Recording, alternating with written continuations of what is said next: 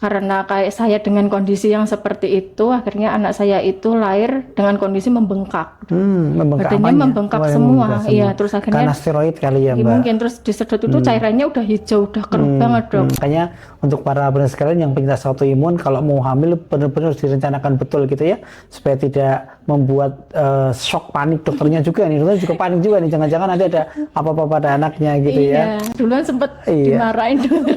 Saya sempat marah pada waktu itu memang karena memang ya gimana ya, dokter kan juga panik juga kan Iya. begitu tahu ini. Saya bayangkan nanti putranya anaknya gimana gitu kan. Bismillahirrahmanirrahim. Assalamualaikum warahmatullahi wabarakatuh.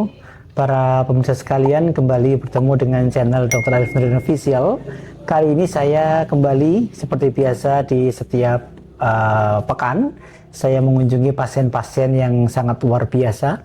Kali ini kami berada di kediaman Ibu Fitri ya, di Desa Tawengan Pilangsari, Sragen. Jadi perjalanan cukup jauh tadi lewat sawah-sawah yang sangat asri sekali, Masya Allah ya. Dan kita bisa membayangkan betapa jauhnya dari sini ke rumah sakit ya, setiap kali kontrol, setiap kali harus membutuhkan pertolongan, itu sangat jauh sekali.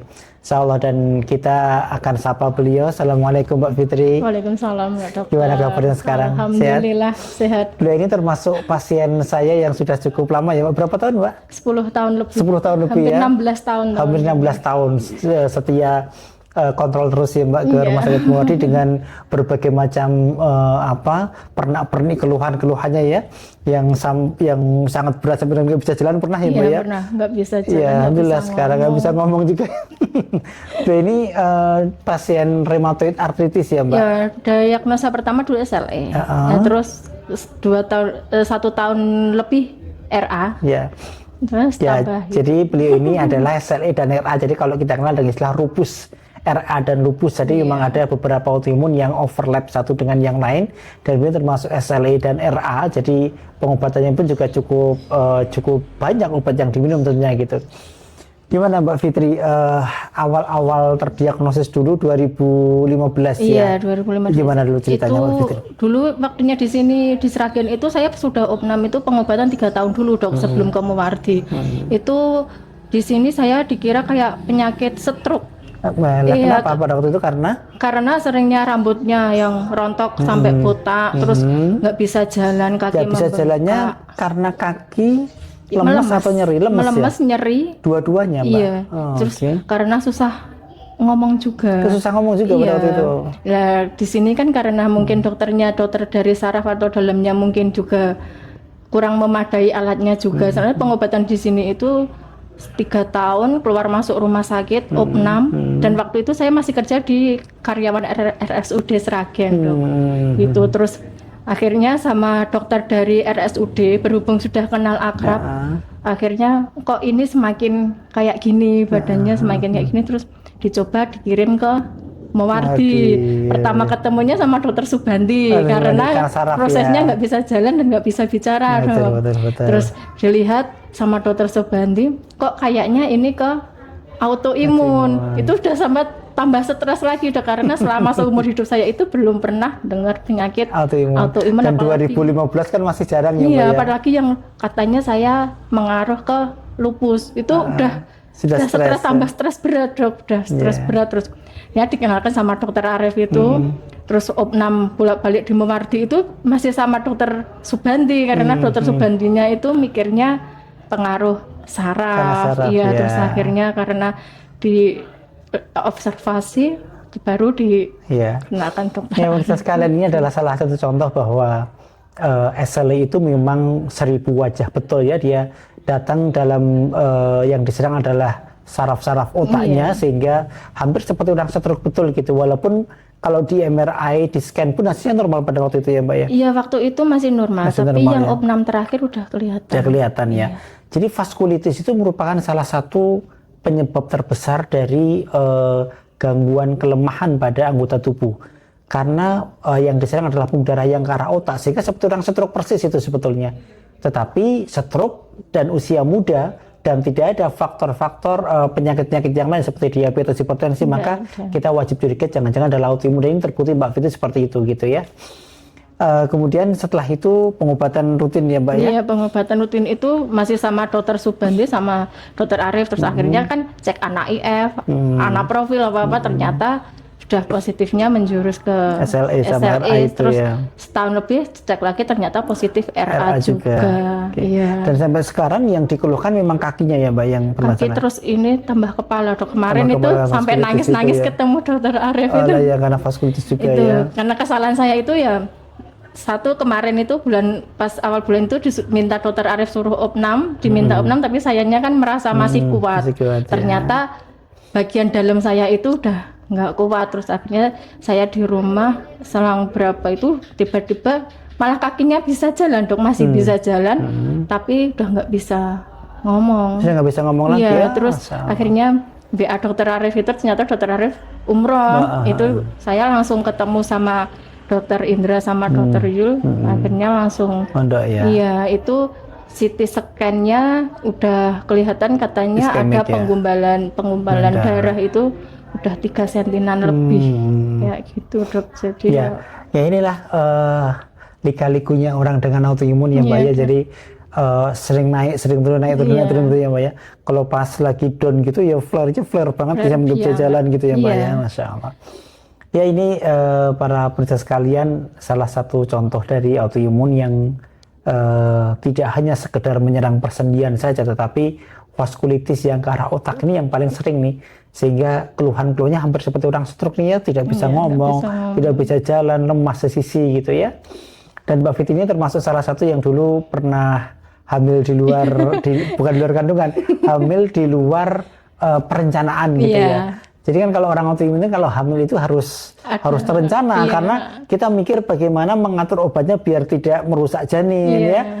Kapan boleh hamil kan ketika masih sudah remisi gitu. Tapi beliau tiba-tiba hamil dengan obat-obatan yang masih pada waktu itu masih Arafa ya. Obatnya masih Levunamid, itu obat yang paling tidak boleh nih pada kehamilan gitu kan, karena akan merusak janin. Dan alhamdulillah pada waktu itu janinnya sehat ya Mbak ya? Alhamdulillah sehat, tapi udah sampai 9 bulan dok, itu sama dokter Adrianus terus. Jadi saya itu ke Cendana itu hampir setiap minggu ini ketemu dokter Arif, nanti dokter Adrianus, dokter Arif lagi kayak gitu terus. Tapi pas lahir itu anak saya kemungkinan ada 90 itu mau gagal dok. Karena kan rencana mau lahiran di Mewardi, udah rencana sama dokter Adrianus lahiran di Mewardi, ternyata COVID. Sana dokter anestesinya sama bagian operasinya kan ditutup. Terus akhirnya saya minta di Sragen, ternyata pas di Sragen itu lahiran, karena kayak saya dengan kondisi yang seperti itu, akhirnya anak saya itu lahir dengan kondisi membengkak. Badannya membengkak semua. Iya, terus akhirnya karena steroid kali ya Mbak. Mungkin terus disedot itu cairannya udah hijau, udah keruh banget dok. Itu anak saya itu berjuang di NICU itu 2 minggu lebih. Itu udah rumah sakit RSUD Sragen gini udah, nanti kalau kelewat sampai jam 7 nggak bisa, ya di sini udah nggak bisa nolong, udah nggak ada pertolongan.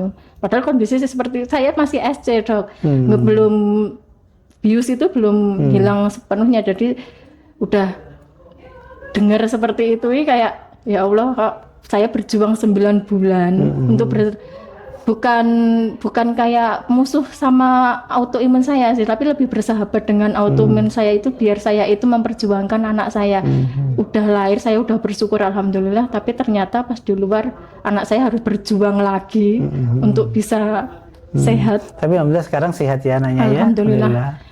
4 tahun 25 kilo dok. Ya inilah salah satu contoh kalau hamilnya tiba-tiba dengan obat yang masih, dengan berbagai macam obat yang teratogenik, yang harus hati-hati sekali. Makanya untuk para pemirsa sekalian yang penyintas autoimun, kalau mau hamil benar-benar harus direncanakan betul gitu ya, supaya tidak membuat shock panik dokternya juga nih. Dokternya juga panik juga nih, jangan-jangan nanti ada apa-apa pada anaknya gitu ya. Iya, duluan sempat dimarahin dokter. Saya sempat marah pada waktu itu memang, karena memang ya gimana ya, dokter kan juga panik juga kan begitu tahu ini. Saya bayangkan nanti putranya, anaknya gimana gitu kan dengan Levunamid itu gitu ya. Terus kesan-kesannya apa Mbak yang paling berkesan selama menghadapi autoimun ini?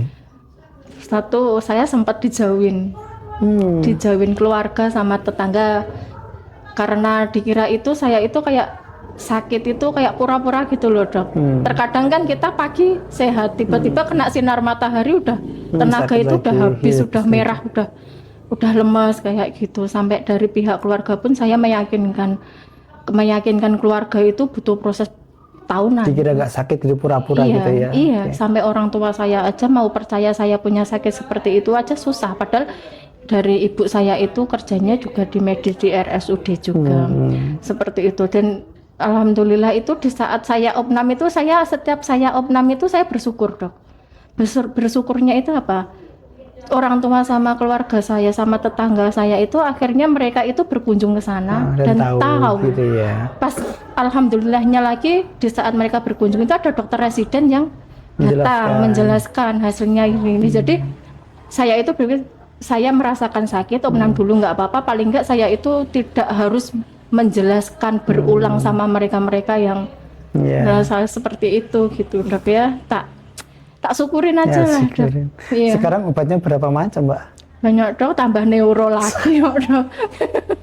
Kemarin habis opnam bulan Februari itu hasilnya kan udah kayak jelek dan memburuk iya. Terus tambah neuro ini kemarin sama dokter Indra sama dokter Yul kaki kiri tambah suntik aragan.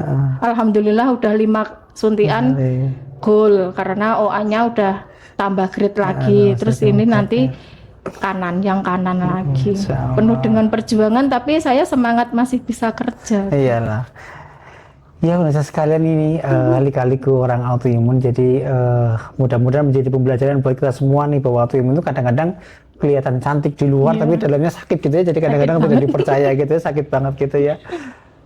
Pesan-pesan untuk pemirsa kira-kira apa Mbak Fitri? Ya buat teman-teman penyintas autoimun maupun pendamping ataupun orang awam, cuman pesan aja sekiranya di sekeliling Anda itu ada orang yang benar-benar mengeluh, merasakan sakit, merasakan mereka curhat, paling tidak itu dengarkanlah, jangan sampai kalian itu kayak membuli apa menghakimi mereka, karena orang autoimun itu ya kita itu emang kelihatan sehat tapi sakit kita itu benar-benar nyata dok. Dan kita itu butuh, kita nggak boleh ya, kita hanya butuh dukungan, kita hanya butuh didengar.